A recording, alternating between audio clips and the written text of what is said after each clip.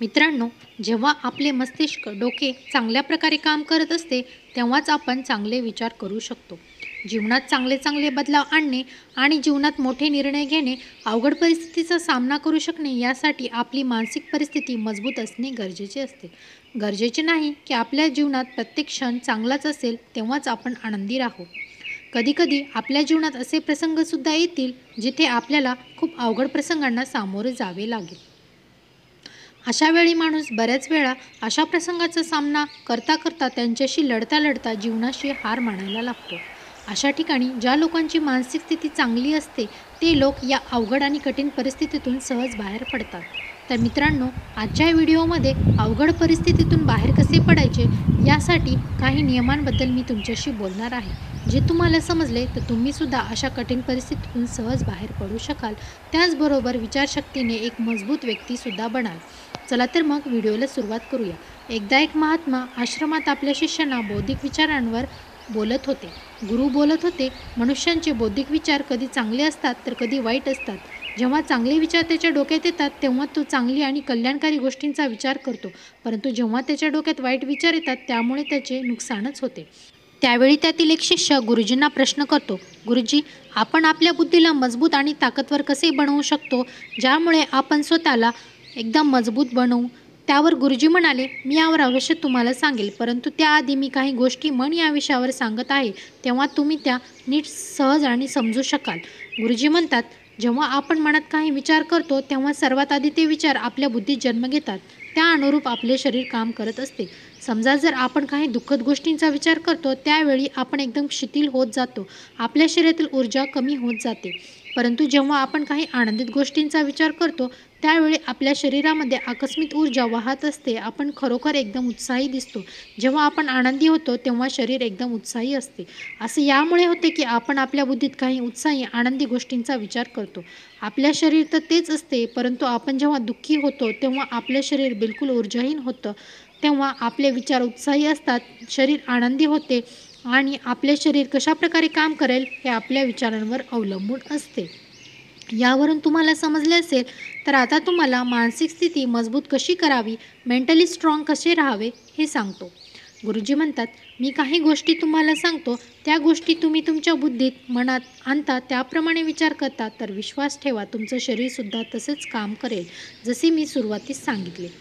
जेव्हा तुम्ही मानसिकरित्या मजबूत होतात तेव्हा तुम्ही अवघड आणि कठीण परिस्थितीचा देखील सामना खूप सहजरित्या कराल. गुरुजी म्हणतात, याचा पहिला नियम, जे होऊन गेले त्याचा विचार करणे सोडून द्या. गुरुजी शिष्यांना विचारतात की सूर्य कोणत्या दिशेला उगवतो, तेव्हा सर्व शिष्य एक साथ उत्तर देतात, सूर्य पूर्व दिशेला उगवतो. गुरुजी म्हणतात, जर मी म्हणालो सूर्य पश्चिमेला उगवतो तर तो त्या दिशेला उगवेल का? त्यावर सर्वजण बोलतात, नाही गुरुजी, सूर्य तर पूर्वेलाच उगवेल, आपण त्याचे स्थान दिशा नाही बदलू शकत. त्यावर गुरुजी पुन्हा म्हणतात, पावसाळा ऋतू आहे आणि मी पाऊस बंद होईल असे म्हणालो तर काय पाऊस बंद होणार का? त्यावर शिष्य म्हणतात, नाही गुरुजी, ते तर जेव्हा ऋतू बदलतील तेव्हाच संभव होईल. गुरुजी म्हणाले, जर मी म्हणालो थंड ऋतूमध्ये गरमी पडावी तर तसे होईल का? नाही गुरुजी, असं आपण बोलण्यावर नाही होणार, ते तर निसर्गावर अवलंबून आहे, ते आपल्या हातात नाही. गुरुजी म्हणतात, ठीक याचप्रमाणे ज्या गोष्टी आपल्या हातात नसतात, ज्या घडून गेलेल्या असतात, तेव्हा त्या गोष्टीवर आपण वारंवार परेशान होत राहिलो, दुःखी होत राहिलो तर काय आपण त्या भूतकाळातील गोष्टी बदलू शकतो का? शिष्य म्हणतात, नाही गुरुजी. गुरुजी म्हणतात, जर तुम्ही त्या झालेल्या घटना किंवा गोष्टी घेऊन पुन्हा पुन्हा चिंता कराल, त्या गोष्टींचा विचार कराल तर तुम्ही परेशान होत जाणार, दुःखी होत राहणार. तर प्रयत्न करा त्या होऊन गेलेल्या गोष्टी विसरायचा. तर यावर एक मात्र उपाय आहे की आपण येणाऱ्या गोष्टींचा, भविष्यात होणाऱ्या गोष्टींवर लक्ष केंद्रित करा, येणाऱ्या भविष्याचा विचार करा. गुरुजी म्हणतात, यातील दुसरा नियम, ध्यान करायची सवय लावा. गौतम बुद्ध जेव्हा सत्याचा शोध घेण्यासाठी निघाले तेव्हा खूप सारे उपाय केले, खूप कर्मकांड केले, परंतु त्यामुळे त्यांना खूप काही नाही मिळालं आणि त्यांचे शरीर खिन्न होत गेले. ते सत्याच्या शोधात असमर्थ राहिले. शेवटी जेव्हा गौतम बुद्ध स्वयं ध्यान करावयास बसले, हळूहळू त्यांच्या ध्यानात खोलवर गेले, त्यावेळी त्यांच्या त्या गोष्टीचा शोध लागला ज्याच्या शोधात ते निघाले होते. ध्यान मार्गातील त्यांनी आपल्या विचारांवर विजय मिळवला. पापी मार्ग, कामवासना, प्रत्येक भावना या सर्वांवर त्यांनी विजय मिळवला. हे सर्व तेव्हाच झाले जेव्हा ते ध्यान अवस्थेमध्ये लीन झाले.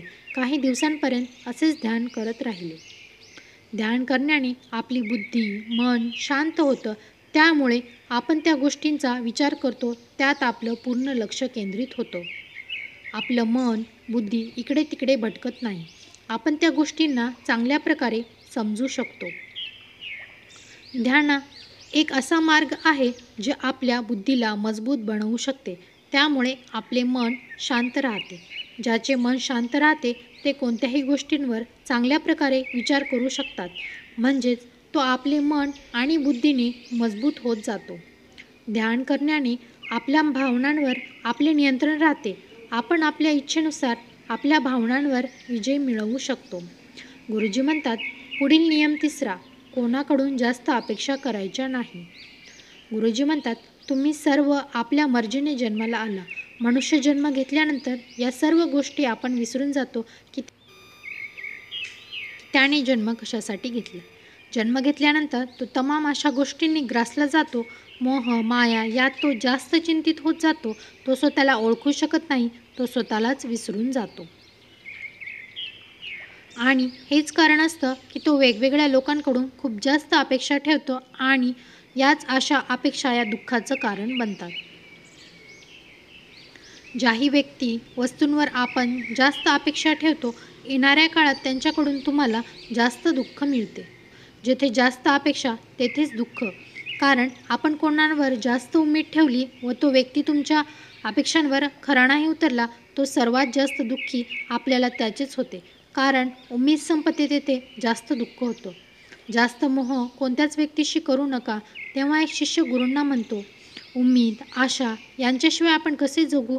आपल्या सर्वांच्या मनात एक उम्मीद, आशा, स्वप्न असतेच. त्यावर गुरुजी म्हणतात, काही मिळवण्यासाठी, स्वप्न पूर्ण करण्यासाठी मोठे होण्याची जी आशा आपल्या जीवनात खूप उंचावर घेऊन जाते, स्वप्न पूर्ण करण्याची आशा स्वतःवर असते, इतरांवर नाही. स्वतःवर अपेक्षा ठेवा. इतरांवर अपेक्षा ठेवल्या तर ती पूर्ण नाही झाली तर दुःख खूप जास्त होते. मातापिता आपल्या जीवनात स्वप्न पूर्ण नाही करू शकली तर ती आपल्या मुलांवर आशा ठेवतात की त्यांनी ती पूर्ण करावी, की मुलं त्यांच्या अपेक्षेप्रमाणे चालावी, त्यांची स्वप्न पूर्ण करावी.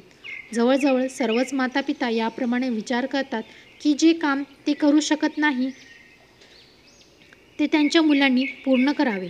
खूप कमी आईवडील असतात जी आपल्या मुलांना त्यांचे स्वातंत्र्य देतात. आपल्या अपेक्षा दुसऱ्यांवर कधीही थोपू नये.